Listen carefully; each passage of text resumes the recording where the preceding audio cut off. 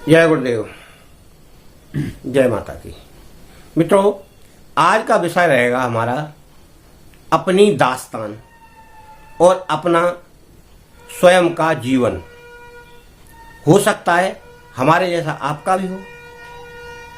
उस विषय में हम आपको अपने जीवन के बारे में बताएंगे और फिर आप अपने जीवन के विषय में सोचना, क्योंकि मेरी उम्र लगभग 70 की जा रही है और उस 70 साल के अनुभव में मैंने 18-20 साल से लेकर 70 साल तक जीवन कैसे गुजारा है और उसमें मुझे क्या क्या अनुभव हुए हैं, इस विषय की जानकारी हम आपको देंगे और आप उसका अनुभव प्राप्त करेंगे और उससे हो सकता है आपको भी जीवन में कुछ लाभ प्राप्त हो।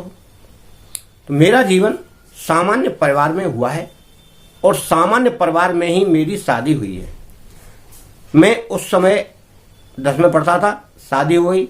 मेरी पत्नी बिना पढ़ी लिखी थी, परंतु मुझे पत्नी प्राप्त होने के बाद मेरी नौकरी लगी और हो सकता है उसका भाग्य हो या मेरा भाग्य हो या उसके कर्म हो या मेरे कर्म हो।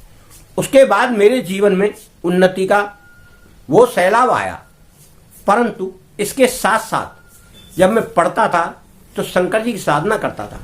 उसके बाद फिर 10वीं के बाद मैंने गायत्री मंत्र का जाप किया और कोई ये क्रिया योग कुछ नहीं करता था मैं। हाँ, ये प्राणायाम जरूर करता था, त्राटक नहीं करता था। त्राटक बहुत बाद में किया है मैंने। त्राटक तो मैंने किया होगा उसके कम से कम 10-15 वर्ष बाद, पर मेरा आना जाना वहाँ था गायत्री तपोभूमि के पास। वहाँ से मुझे शिक्षा मिली और गायत्री की मूर्ति को देखकर मेरे मन में गायत्री माता ऐसे समा गई जैसे साक्षात बैठी हूँ। साक्षात मैंने बहुत बार दर्शन भी किए हैं। अब आप लोगों को बताना थोड़ा ठीक नहीं है, कई लोगों ने पूछा भी था, परंतु मित्रों यह कोई अपने अनुभव ना बताए किसी को तो अच्छा है। मैं अपनी अपबीती बता रहा हूँ इसलिए। उसके बाद शादी के करीब 3 वर्ष बाद मेरी नौकरी लगी। मेरी पत्नी, मेरा परिवार ऐसा बहुत बड़ा परिवार नहीं था।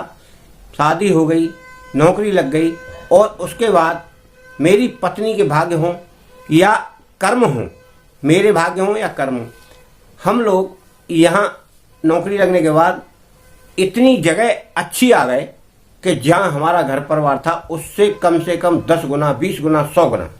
उसके बाद करीब 50 साल की उम्र में सारे सुख, गाड़ी, बंगला, मकान जो होने चाहिए बड़े बड़े लोगों के, वह सब मुझे प्राप्त हुए माँ गायत्री की कृपा से।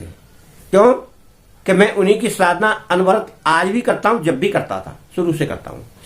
बीच में थोड़े दिन दुर्गा जी की भी की। दुर्गा जी ने भी मुझे परिचय दिया है, ऐसा नहीं, केवल साधना सच्ची होना चाहिए। और इतनी भाग्यशाली मुझे पत्नी मिली कि जिसका आप आकलन नहीं कर पाएंगे। 3 पुत्रों की माँ, 1 पुत्री की माँ, यानी 4 बच्चे मेरे पास हैं। सकुशल हैं, अच्छे हैं, सब ठीक है।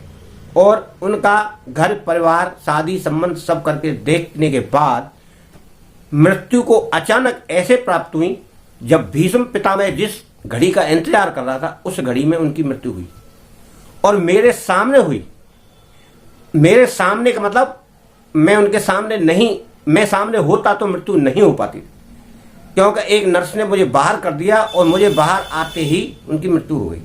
क्योंकि मेरे गायत्री मंत्र के प्रभाव से उनकी मृत्यु नहीं हो पा रही थी और खूब बोल रही थी, खा रही थी, चाय पानी पपीता नाश्ता सब हम लोगों ने किया, बच्चे भी गए थे। और वो एक नर्स आके ये बोली कि मुझे एक पेशेंट को शौच कराना है, इसलिए आप थोड़ा बैठ। 5 मिनट के अंदर उनकी मृत्यु हो गई। अब आप इस बात से अंदाजा लगाइए मेरे जीवन का वह क्षण कैसा है और उनके जीवन का वो क्षण कैसा है। मुझे तो ऐसा जीवन, यानी जो व्यक्ति सकुशल रहते हुए अपने जीवन को जिए और मृत्यु के समय अपना जीवन आराम से भगवान में विलीन कर ले, आप उस बात को समझिए और आप लोग भी अपने कर्मों को सुधारेंगे तो हो सकता है आप भी उसी स्थिति को प्राप्त हों, क्योंकि कर्मों का ही खेल है। एक गांव की रहने वाली लड़की और एक पढ़े लिखे इंसान के पास आकर उसके पास ऐसी कौन सी साधना थी? इसका मतलब यह है कि पूर्व जन्मों का कर्म उसके साथ था। पूजा पाठ करती थी, उन्हें पूर्व आभास भी होता था। बहुत सारी चीजें वो पूर्व आभास में बता देती थी कि यह काम आपका होगा या नहीं होगा। मित्रों, आप भी अपने कर्मों को सुकर्मों में बदलें और उन सुकर्मों के कारण ही आपकी जिंदगी बहुत ही सफल हो जाएगी और आप अपने जीवन को सफल करेंगे और हो सकता है अगला जीवन भी सफल हो जाए। हमारे अधिकांश घरों में बहुत बड़ी बाधाएं आती हैं जब हम अपने घरों में देखते हैं तो, क्योंकि पत्नी कुछ कहती है, पति कुछ कहता है और आपस में अनबन रहती है। ये कारण से हमारा घर का पतन होता है। आप अपने घर को सुधारें, बनाएं और जीवन को सुधारें, यही मेरी शुभकामना।